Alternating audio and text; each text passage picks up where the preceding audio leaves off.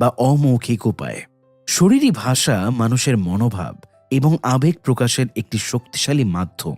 এটি মানুষের কথার চেয়েও বেশি সত্য প্রকাশ করে, কারণ শরীরী ভাষা প্রায়শই অবচেতনভাবে প্রকাশ পায় এবং এটি নিয়ন্ত্রণ করা কঠিন। শরীরী ভাষা পড়ার ক্ষেত্রে 3টি প্রধান দিক বিবেচনা করতে হয়। নাম্বার 1, অঙ্গভঙ্গি, গেস্টার্স। নাম্বার 2, মুখের অভিব্যক্তি, ফেশিয়াল এক্সপ্রেশনস। নাম্বার 3, শরীরের অবস্থান অর্থাৎ পশ্চার। নাম্বার 1, অঙ্গভঙ্গি, গেস্টার্স। অঙ্গভঙ্গি শরীরী ভাষার একটি গুরুত্বপূর্ণ অংশ। এটি মানুষের মনোভাব এবং উদ্দেশ্য প্রকাশ করে। চলুন কিছু সাধারণ অঙ্গভঙ্গি এবং তাদের অর্থ নিয়ে আলোচনা করা যায়। হাতের মুঠি বন্ধ করা, ক্লেঞ্চড ফিস্টস। যদি কেউ কথা বলার সময় হাতের মুঠি বন্ধ করে, তবে এটি তার অভ্যন্তরীণ উত্তেজনা বা রাগের ইঙ্গিত দেয়।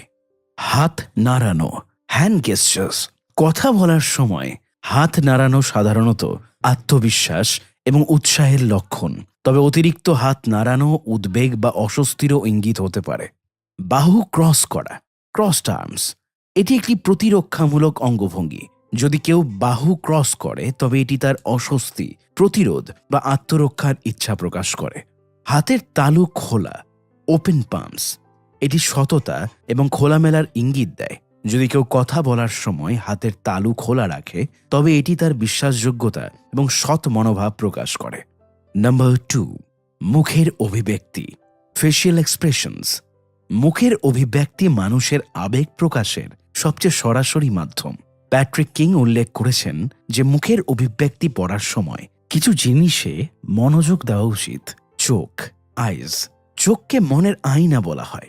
চোখের মাধ্যমে মানুষের আবেগ এবং উদ্দেশ্য সহজেই বোঝা যায়।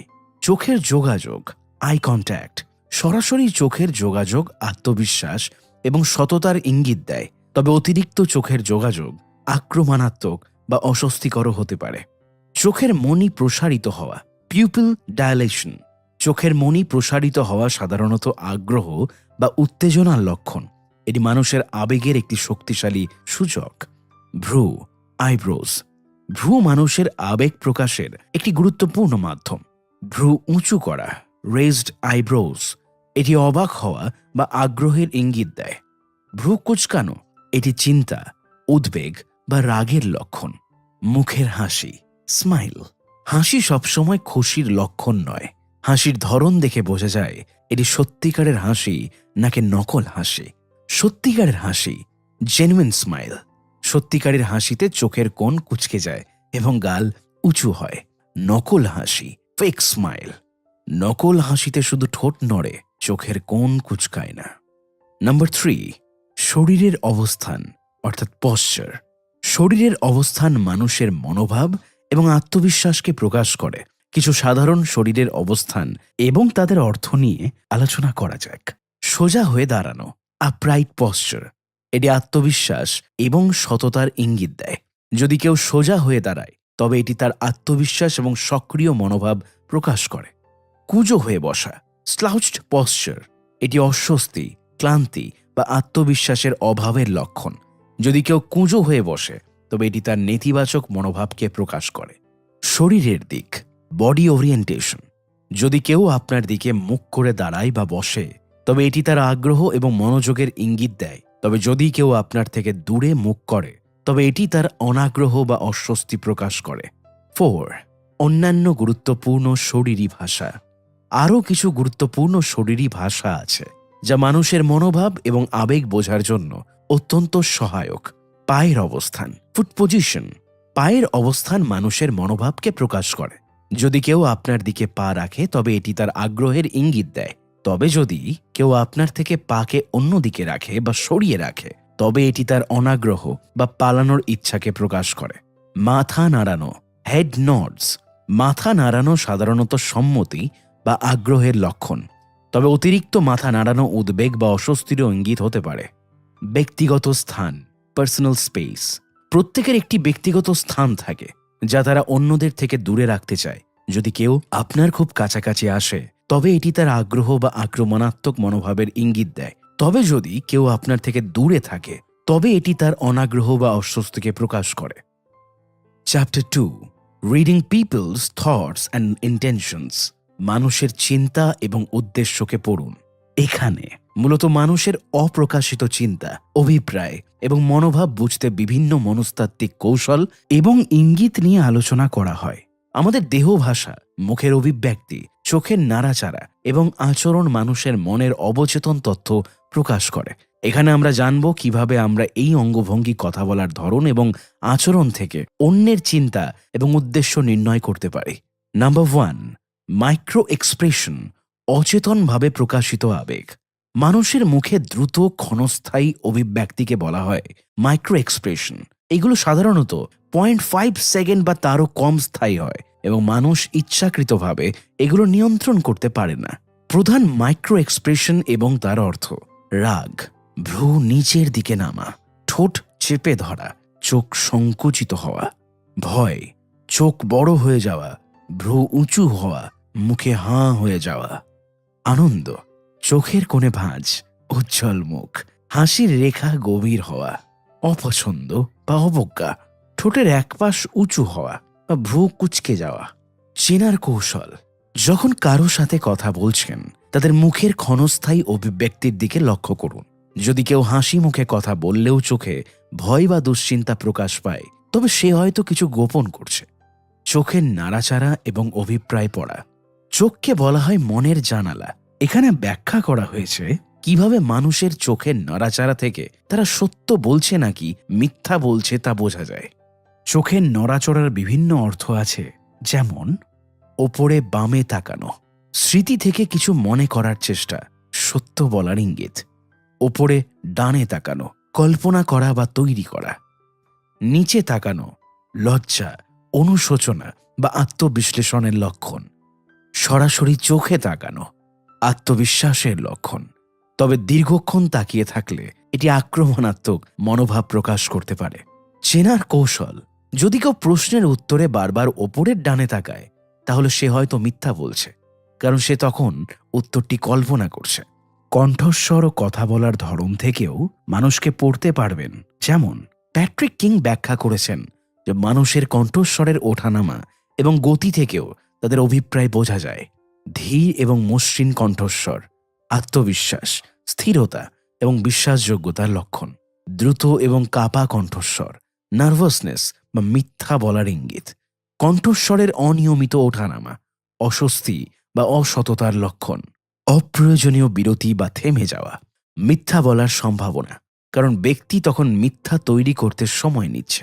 চেনার কৌশল: যদি কেউ কোনো প্রশ্নের উত্তর দেওয়ার সময় হঠাৎ থেমে যায় বা তার কণ্ঠস্বর বদলে যায়, তবে সে হয়তো কিছু গোপন করছে। দেহ ভাষা এবং অঙ্গভঙ্গি থেকে চিন্তা পড়া। মানুষের অবচেতন দেহ ভাষা তাদের সত্যিকারের অনুভূতি প্রকাশ করে। খোলা অঙ্গভঙ্গি ওপেন বডি ল্যাঙ্গুয়েজ আত্মবিশ্বাসী এবং স্বচ্ছ ব্যক্তিত্বের লক্ষণ। বন্ধ অঙ্গভঙ্গি ক্লোজড বডি ল্যাঙ্গুয়েজ হাত বা পা ক্রস করে রাখা আত্মরক্ষামূলক মনোভাব বা অস্বস্তির ইঙ্গিত। বারবার মুখ বা নাক স্পর্শ করা মিথ্যা বলার ইঙ্গিত। পায়ের দিকে লক্ষ্য করুন, কেউ যদি তার পা দরজার দিকে রাখে তবে সে হয়তো বের হয়ে যেতে চায়। হাতের মুষ্টিবদ্ধ হওয়া রাগ বা উত্তেজনার লক্ষণ। চেনার কৌশল: যদি কেউ কথা বলার সময় পায়ের আঙুল দরজার দিকে রাখে বা শরীর সামান্য দূরে সরিয়ে নেয়, তাহলে সে সম্ভবত অস্বস্তি বোধ করছে। নাম্বার 5, অবচেতন অঙ্গভঙ্গি এবং অভিপ্রায়। এখানে ব্যাখ্যা করা হয়েছে কিভাবে ছোট ছোট অঙ্গভঙ্গি বা অভ্যাস মানুষের উদ্দেশ্যকে প্রকাশ করে। চুলে হাত দেওয়া নার্ভাসনেস বা আত্মবিশ্বাস বাড়ানোর প্রয়াস। জিভ দিয়ে ঠোঁট চাটা মিথ্যা বলা বা নার্ভাসনেস। আঙুল ফোটানো অস্থিরতা বা উদ্বেগের লক্ষণ। দাঁড়িয়ে থাকলে ওজন পাল্টানো অস্বস্তি বা চলে যাওয়ার ইচ্ছা। দেহ ভাষা চোখের নড়াচড়া মাইক্রো এক্সপ্রেশন এবং কথোপকথন থেকে মানুষের চিন্তা এবং উদ্দেশ্য পড়া যায়। এই কৌশলগুলি প্রয়োগ করে আপনি মানুষের মনের গভীর অনুভূতি এবং অভিপ্রায় বুঝতে পারবেন, যা ব্যক্তিগত এবং পেশাগত জীবনে কার্যকর হতে পারে। Chapter 3, reading people through their words. মানুষকে কথার মধ্যে দিয়ে বোঝা। মানুষের ভাষা ও কথার মাধ্যমে মানুষের মনোভাব, অভ্যন্তরীণ মানসিকতা এবং তাদের আস্থার স্তর সম্পর্কে অনেক কিছু জানা সম্ভব। নাম্বার 1, শব্দের পছন্দ এবং ব্যবহার। Word choice and usage. মানুষের শব্দের পছন্দ তাদের ব্যক্তিত্ব, আবেগ এবং মানসিক অবস্থা প্রকাশ করে। কিছু মানুষ খুব স্পষ্ট এবং সরাসরি ভাষা ব্যবহার করে, যা তাদের আত্মবিশ্বাস এবং স্পষ্টতা নির্দেশ করে। অন্যদিকে কিছু মানুষ অনিশ্চিত বা অস্পষ্ট ভাষা ব্যবহার করে, যা তাদের অনিশ্চয়তা বা সন্দেহ প্রকাশ করতে পারে। উদাহরণস্বরূপ, যদি কেউ বলে আমার মনে হয় এটি হয়তো ঠিক, এটি তাদের অনিশ্চয়তা বা সন্দেহকে প্রকাশ করে। অন্যদিকে যদি কেউ বলে আমি নিশ্চিত এটা ঠিক, এটি তাদের আত্মবিশ্বাস এবং দৃঢ়তা প্রকাশ করে। শব্দের পছন্দ শুধু ব্যক্তিত্বই প্রকাশ করে না, এটি সামাজিক অবস্থান এবং সম্পর্কের গতিশীলতাও নির্দেশ করে। উদাহরণস্বরূপ, একজন ব্যক্তি যিনি প্রায়ই আনুষ্ঠানিক ভাষা ব্যবহার করেন, তিনি সম্ভবত উচ্চ সামাজিক অবস্থানে আছেন বা একটি আনুষ্ঠানিক পরিবেশে কাজ করেন। বাক্য গঠন এবং বাক্য দৈর্ঘ্য, সেন্টেন্স স্ট্রাকচার অ্যান্ড লেন্থ। মানুষের বাক্য গঠন এবং বাক্য দৈর্ঘ্য তাদের চিন্তাভাবনা এবং যোগাযোগের শৈলী প্রকাশ করে। কিছু মানুষ খুব সংক্ষিপ্ত এবং সরাসরি বাক্য ব্যবহার করে, যা তাদের দক্ষতা এবং স্পষ্টতাকে নির্দেশ করে। অন্যদিকে কিছু মানুষ খুব দীর্ঘ এবং জটিল বাক্য ব্যবহার করে, যা তাদের বিশদভাবে চিন্তা করার প্রবণতা বা অনিশ্চয়তা প্রকাশ করতে পারে। উদাহরণস্বরূপ, যদি কেউ বলে আমি এটা করব, এটি তাদের দৃঢ়তা এবং স্পষ্টতা প্রকাশ করে। অন্যদিকে যদি কেউ বলে আমি মনে হয় এটা করতে পারবো কিন্তু আমি নিশ্চিত নই, এটি তাদের অনিশ্চয়তা বা সন্দেহকে প্রকাশ করে। বাক্য গঠন এবং দৈর্ঘ্য শুধু ব্যক্তিত্বই প্রকাশ করে না, এটি সামাজিক এবং সাংস্কৃতিক প্রভাবও নির্দেশ করে। উদাহরণস্বরূপ, কিছু সংস্কৃতিতে দীর্ঘ এবং জটিল বাক্য ব্যবহার করা হয়, যা তাদের বিশদভাবে চিন্তা করার প্রবণতাকে প্রকাশ করে। নাম্বার 3, শব্দের নির্বাচনে বিশ্লেষণ। যখন আপনি কারো কথা শোনেন, তখন আপনি তাদের শব্দের নির্বাচনে অনেক কিছু বিশ্লেষণ করতে পারেন। যদি কেউ সাধারণত কঠিন, তীক্ষ্ণ এবং সাহসী শব্দ ব্যবহার করেন, তাহলে তাদের আত্মবিশ্বাস এবং স্পষ্ট মনোভাবের ইঙ্গিত হতে পারে। অন্যদিকে যদি কেউ বারবার অনিশ্চিত, অস্পষ্ট বা স্নিগ্ধ শব্দ ব্যবহার করেন, তাহলে তাদের শঙ্কা, সন্দেহ বা আত্মবিশ্বাসের অভাব থাকতে পারে। নাম্বার 4, কথা বলার প্যাটার্ন এবং গতি। ভাষা শুধু শব্দের সংমিশ্রণ নয়, তা কথা বলার প্যাটার্ন এবং গতি নিয়েও নির্ভর করে। কেউ যদি খুব দ্রুত কথা বলেন, তাহলেই তারা উত্তেজিত বা নার্ভাস হতে পারে। কিন্তু যদি তারা ধীরে ধীরে কথা বলেন, তবে তারা চিন্তাশীল হতে পারে। অনেক সময় কথা বলার গতি এবং ভঙ্গি তাদের অনুভূতি এবং প্রতিক্রিয়া সম্পর্কে অনেক কিছু জানায়। নাম্বার 5, প্রাসঙ্গিকতা এবং বিষয় নির্বাচন।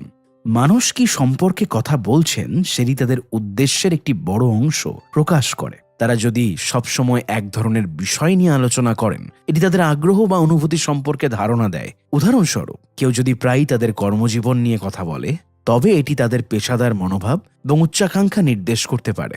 আবার কেউ যদি ব্যক্তিগত সম্পর্ক বা ঘরোয়া বিষয় নিয়ে বেশি কথা বলে, এটি তাদের সম্পর্কের প্রতি আগ্রহ এবং তার গুরুত্বের প্রতিফলন হতে পারে।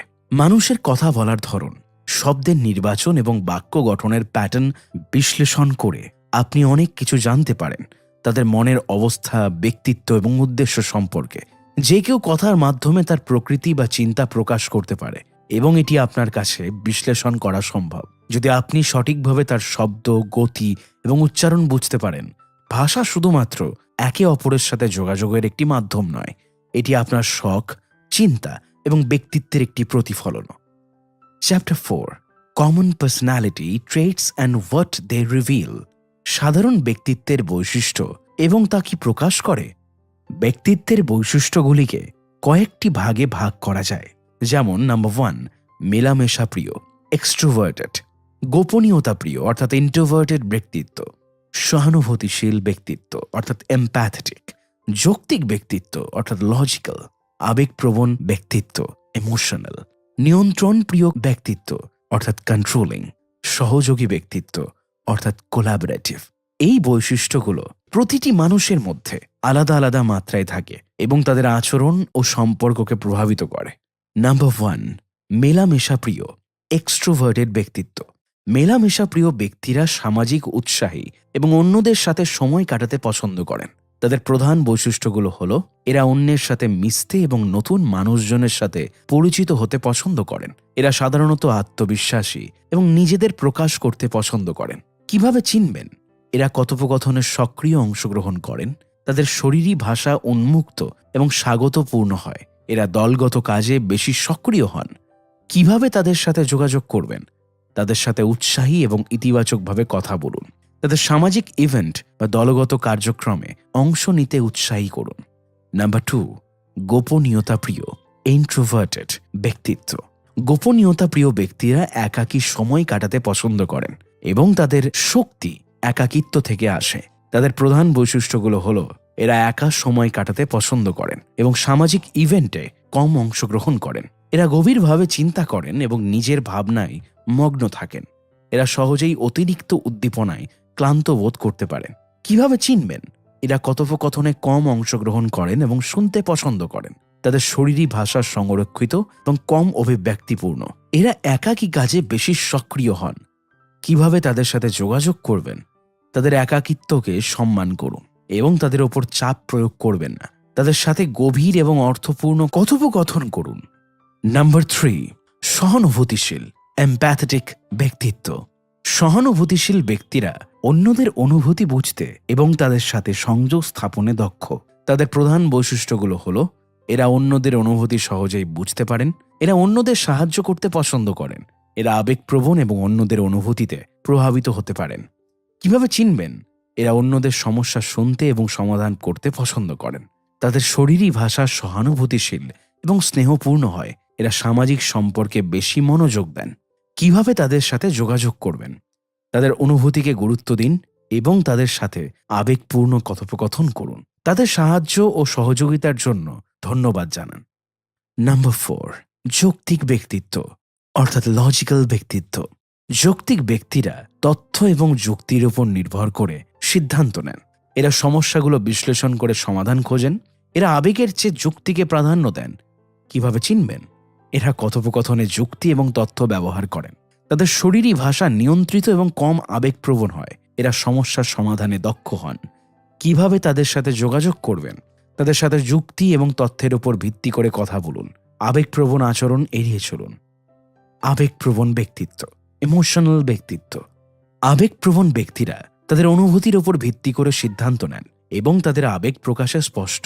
তাদের প্রধান বৈশিষ্ট্যগুলো হলো এরা আবেগপ্রবণ এবং তাদের অনুভূতি প্রকাশে স্পষ্ট। এরা অন্যদের অনুভূতি বুঝতে পারেন। এরা সৃজনশীল এবং কল্পনাপ্রবণ হন। কিভাবে চিনবেন? এরা কথোপকথনে আবেগ প্রকাশ করে। তাদের শরীরী ভাষা আবেগপ্রবণ এবং অভিব্যক্তিপূর্ণ হয়। এরা সৃজনশীল কাজে বেশি সক্রিয় হন। কিভাবে তাদের সাথে যোগাযোগ করবেন? তাদের আবেগকে সম্মান করুন এবং তাদের সাথে সহানুভূতিশীল হন। তাদের সৃজনশীলতা এবং কল্পনাকে উৎসাহী করুন। নিয়ন্ত্রণ প্রিয় কন্ট্রোলিং ব্যক্তিত্ব। নিয়ন্ত্রণ প্রিয় ব্যক্তিরা তাদের পরিবেশ এবং অন্যদের নিয়ন্ত্রণ করতে পছন্দ করেন। তাদের প্রধান বৈশিষ্ট্যগুলো হলো এরা তাদের পরিবেশ এবং অন্যদের নিয়ন্ত্রণ করতে চান। এরা দায়িত্ব নিতে পছন্দ করেন। এরা সাধারণত আত্মবিশ্বাসী এবং নির্দেশিকা দিতে পছন্দ করেন। কিভাবে চিনবেন? এরা কথোপকথনে নেতৃত্ব দেন এবং সিদ্ধান্ত নেন। তাদের শরীরী ভাষা আত্মবিশ্বাসী এবং নিয়ন্ত্রিত হয়। এরা দলগত কাজে নেতৃত্ব দেন। কিভাবে তাদের সাথে যোগাযোগ করবেন? তাদের নেতৃত্বকে সম্মান করুন এবং তাদের সাথে সহযোগিতামূলক হন। তাদের নিয়ন্ত্রণ প্রিয়তা নিয়ে সংঘাত এড়িয়ে চলুন। নাম্বার 7, সহযোগী কোলাবোরেটিভ। সহযোগী ব্যক্তিরা দলগত কাজে দক্ষ এবং অন্যদের সাথে সহযোগিতা করতে পছন্দ করেন। তাদের প্রধান বৈশিষ্ট্যগুলো হলো এরা অন্যদের সাথে ভালো যোগাযোগ স্থাপন করতে পারেন। এরা অন্যদের অনুভূতি বুঝতে পারেন। কিভাবে চিনবেন? এরা কথোপকথনে অন্যদের মতামত শুনতে পছন্দ করেন। তাদের শরীরী ভাষা সহযোগিতাপূর্ণ এবং উন্মুক্ত হয়। এরা দলগত কাজে বেশি সক্রিয় হন। কিভাবে তাদের সাথে যোগাযোগ করবেন? তাদের সাথে সহযোগিতামূলক হন এবং তাদের মতামতকে গুরুত্ব দিন। তাদের দলগত কাজে অংশগ্রহণ করতে উৎসাহিত করুন। প্রতিটি মানুষের ব্যক্তিত্ব আলাদা এবং সেগুলো বুঝতে পারলে আমরা অন্যদের সাথে আরও ভালোভাবে সম্পর্ক গড়ে তুলতে পারি। ব্যক্তিত্বের বৈশিষ্ট্যগুলো বিশ্লেষণ করে আমরা আমাদের যোগাযোগ দক্ষতা উন্নত করতে পারি এবং আরও সফল হতে পারি। Chapter 5, spotting lies and deception. মিথ্যা ও প্রতারণা চিনতে শেখা। এখানে আমরা শিখব কিভাবে মানুষের মিথ্যা বলা এবং প্রতারণার চিহ্নগুলো চিনতে হয়। কিভাবে আমরা সত্য ও মিথ্যার মধ্যে পার্থক্য করতে পারি তা বিশদভাবে জানব। এই অধ্যায়টি খুবই গুরুত্বপূর্ণ কারণ আমাদের দৈনন্দিন জীবনে আমরা অনেক সময় মানুষের মিথ্যা বলার শিকার হই এবং এই মিথ্যা চিনতে পারলে আমরা অনেক ক্ষেত্রে নিজেদের রক্ষা করতে পারি। নাম্বার 1, মিথ্যা বলার প্রাকৃতিক প্রবণতা। মানুষের মিথ্যা বলার প্রবণতা প্রাকৃতিক।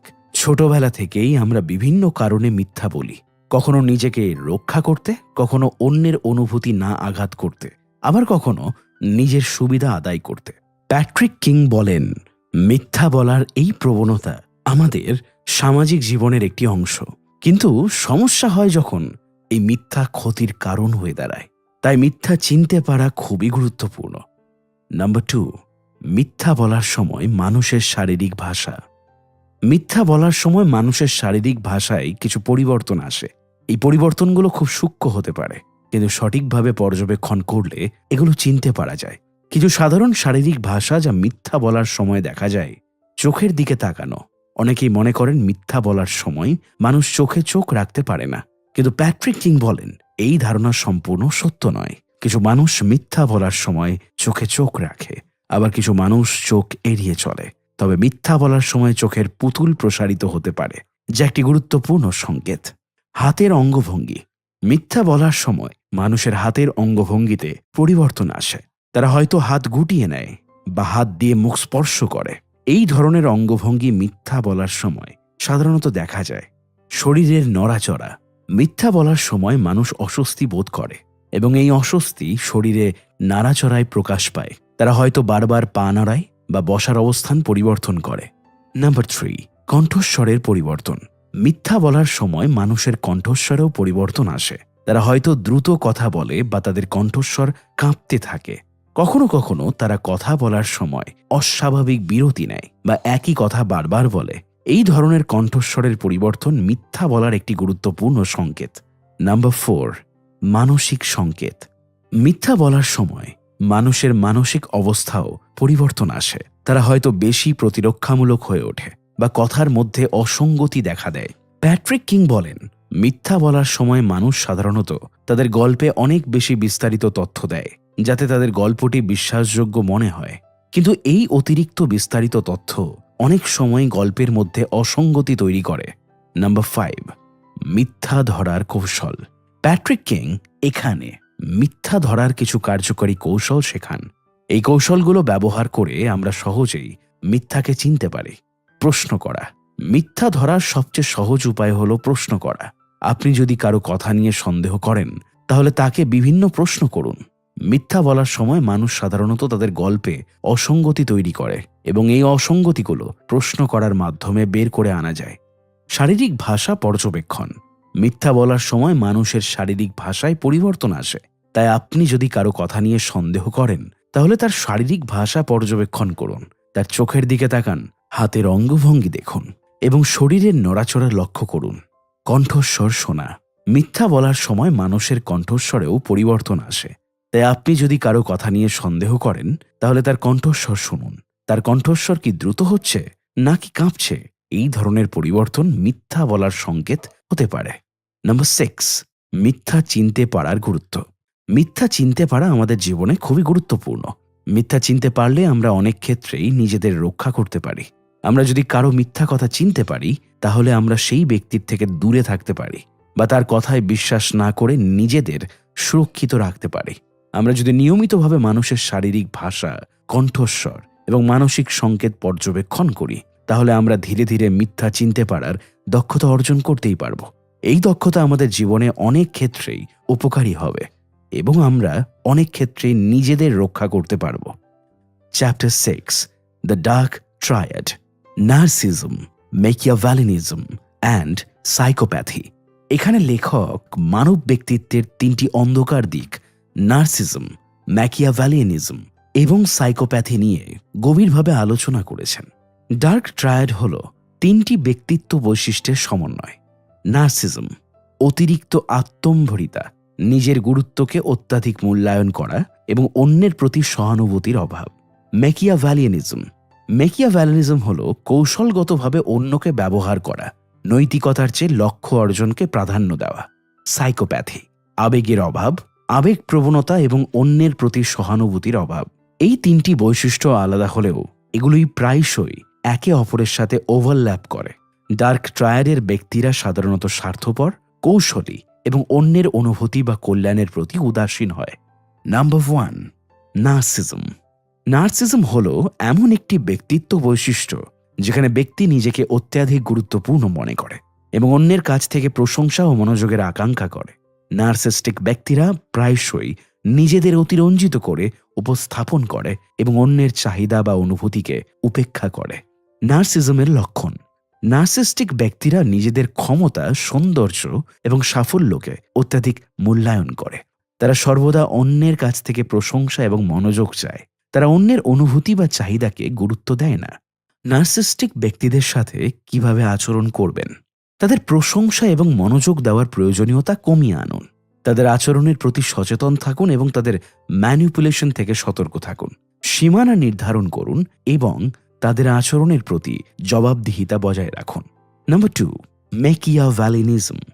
ম্যাকিয়াভেলিনিজম হল এমন একটি ব্যক্তিত্ব বৈশিষ্ট্য যেখানে ব্যক্তি কৌশলগতভাবে অন্যকে ব্যবহার করে নিজের লক্ষ্য অর্জন করে।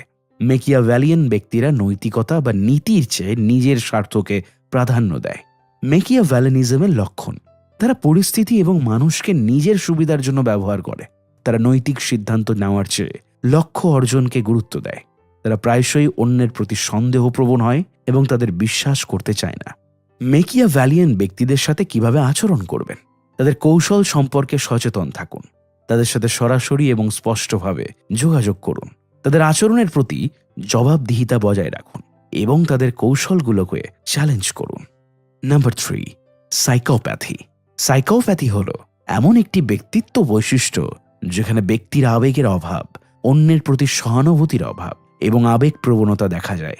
সাইকোপ্যাথিক ব্যক্তিরা প্রায়শই অপরাধমূলক আচরণ করে এবং সামাজিক নিয়মকে উপেক্ষা করে। সাইকোপ্যাথির লক্ষণ: তারা অন্যের অনুভূতি বা কষ্টকে উপেক্ষা করে। তারা প্রায়শই আইন ভঙ্গ করে এবং সামাজিক নিয়মকে উপেক্ষা করে। তারা আবেগপ্রবণ সিদ্ধান্ত নেয় এবং ঝুঁকি নিতে পছন্দ করে। সাইকোপ্যাথিক ব্যক্তিদের সাথে কিভাবে আচরণ করবেন? তাদের আচরণ সম্পর্কে সচেতন থাকুন এবং তাদের সাথে জড়িত হওয়া এড়িয়ে চলুন। তাদের আচরণের প্রতি জবাবদিহিতা বজায় রাখুন এবং তাদের অপরাধমূলক আচরণকে প্রশ্রয় দেবেন না। ডার্ক ট্রায়াডের ব্যক্তিদের সাথে মোকাবেলা করতে হলে সচেতনতা, সীমানা নির্ধারণ এবং জবাবদিহিতা অপরিহার্য। এই কৌশলগুলো অবলম্বন করে আপনি তাদের নেতিবাচক প্রভাব থেকে নিজেকে রক্ষা করতে পারেন। Chapter 7, the psychology of influence and persuasion. প্রভাব এবং প্ররোচনার মনোবিজ্ঞান।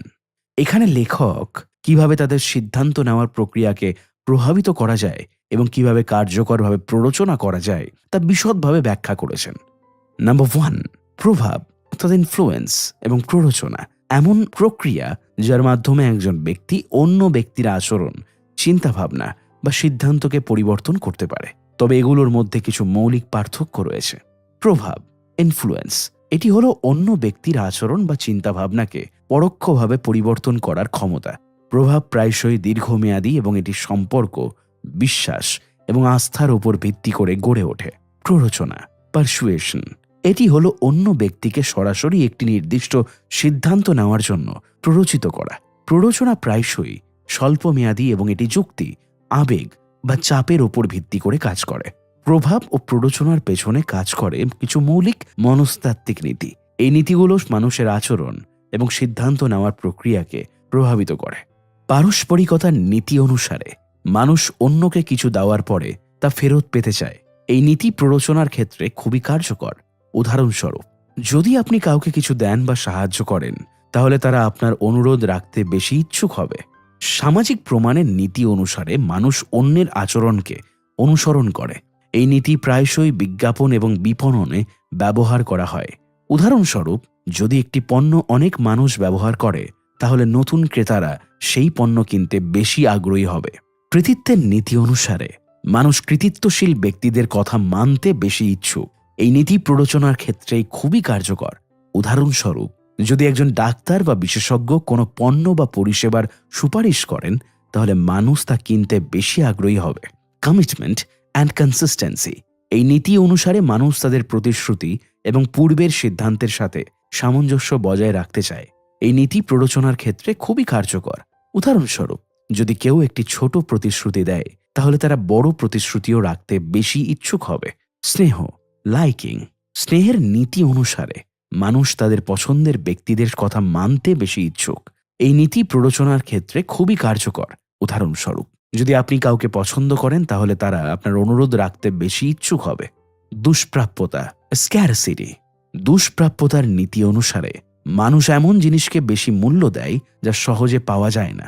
এই নীতি প্রায়শই বিপণনে ব্যবহার করা হয়। উদাহরণস্বরূপ, যদি একটি পণ্য সীমিত সময়ের জন্য পাওয়া যায় তাহলে মানুষ তা কিনতে বেশি আগ্রহী হবে। নাম্বার 3, প্ররোচনার কৌশল। Foot in the door technique. Foot in the door টেকনিকের কৌশল অনুসারে আপনি প্রথমে একটি ছোট অনুরোধ করেন এবং পরে একটি বড় অনুরোধ করেন। ছোট অনুরোধটি মেনে নেওয়ার পরে ব্যক্তি বড় অনুরোধটি মেনে নিতে বেশি ইচ্ছুক হবে। Door in the face technique. Door in the face টেকনিকের কৌশল অনুসারে আপনি প্রথমে একটি বড় অনুরোধ করেন যা ব্যক্তি সম্ভবত প্রত্যাখ্যান করবে। পরে আপনি একটি ছোট অনুরোধ করেন যা ব্যক্তি মেনে নিতে বেশি ইচ্ছুক হবে। লো বল টেকনিক।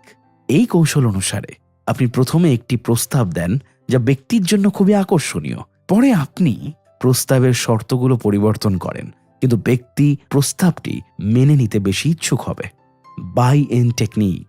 এই কৌশল অনুসারে আপনি ব্যক্তিকে একটি সিদ্ধান্ত নেওয়ার জন্য প্ররোচিত করেন এবং পরে সেই সিদ্ধান্তের সাথে সামঞ্জস্য বজায় রাখতে সাহায্য করেন। প্রভাব ও প্ররোচনার কৌশলগুলি খুবই শক্তিশালী, তবে এগুলো নৈতিকভাবে ব্যবহার করা খুবই গুরুত্বপূর্ণ। নৈতিক প্ররোচনার মূলনীতি। সততা। প্ররোচনার ক্ষেত্রে সততা বজায় রাখা খুবই গুরুত্বপূর্ণ। মিথ্যা তথ্য বা প্রতারণার মাধ্যমে প্ররোচনা করা উচিত নয়। সম্মান। অন্যের স্বাধীনতা এবং সিদ্ধান্তকে সম্মান করা খুবই গুরুত্বপূর্ণ। জোর করে বা চাপ দিয়ে প্ররোচনা করা উচিত নয়। প্ররোচনার লক্ষ্য হওয়া উচিত অন্যের কল্যাণ। ক্ষতিকর বা অহিতকর উদ্দেশ্যে প্ররোচনা করা উচিত নয়। নাম্বার 4, প্রভাব ও প্ররোচনার প্রয়োগ। প্রভাব ও প্ররোচনার কৌশলগুলো ব্যক্তিগত, সামাজিক এবং পেশাগত জীবনে প্রয়োগ করা যায়। ব্যক্তিগত সম্পর্ক। উদাহরণস্বরূপ, আপনি আপনার সঙ্গী বা পরিবারের সদস্যদের সাথে ভালো সম্পর্ক বজায় রাখতে এই কৌশলগুলো ব্যবহার করতে পারেন। কর্মক্ষেত্র। উদাহরণস্বরূপ, আপনি আপনার সহকর্মী বা বসকে প্ররোচিত করতে এই কৌশলগুলো ব্যবহার করতে পারেন। বিপণন ও বিক্রয়। উদাহরণস্বরূপ, আপনি গ্রাহকদের আপনার পণ্য বা পরিষেবা কিনতে প্ররোচিত করতে এই কৌশলগুলো ব্যবহার করতে পারেন। প্রভাব ও প্ররোচনার মনস্তত্ত্ব বুঝতে পারা খুবই গুরুত্বপূর্ণ। প্রভাব ও প্ররোচনার কৌশলগুলি খুবই শক্তিশালী। এই কৌশলগুলো ব্যবহার করে আপনি ব্যক্তিগত, সামাজিক এবং পেশাগত জীবনে সাফল্য অর্জন করতে পারেন। উপসংহার, the conclusion. Read people like a book. এই বইটি আমাদের এমন একটি শক্তিশালী দক্ষতা শেখায় যা ব্যক্তিগত ও পেশাগত জীবনে বিপুল প্রভাব ফেলতে পারে। এই বইটি দেখিয়ে দেয় কিভাবে দেহভাষা, মুখভঙ্গি, শব্দচয়ন এবং আচরণ বিশ্লেষণ করে আমরা মানুষের ভাবনা, উদ্দেশ্য এবং আবেগকে বুঝতে পারি। সবচেয়ে গুরুত্বপূর্ণ বিষয় হলো, এই জ্ঞান শুধু অন্যদের বোঝার জন্য নয়, নিজেকেও আরো ভালোভাবে বোঝার জন্য কার্যকর।